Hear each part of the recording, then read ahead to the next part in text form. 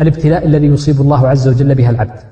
قال: ومما يزيل موجب الذنوب المصائب المكفرة، وهي كل ما يؤلم من هم أو حزن أو أذى في مال أو عرض أو جسد أو غير ذلك، ولكن هذا ليس من فعل العبد، وإنما هو بإرادة الله عز وجل وتقديره سبحانه وتعالى.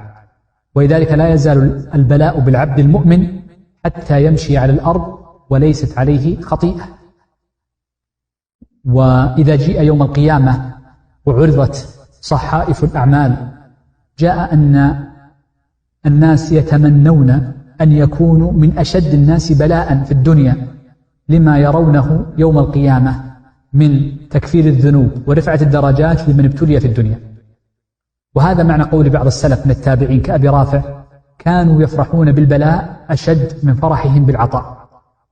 أشد الناس بلاء الأنبياء، ثم الأمثل فالأمثل، يبتلى الناس على قدر دينه.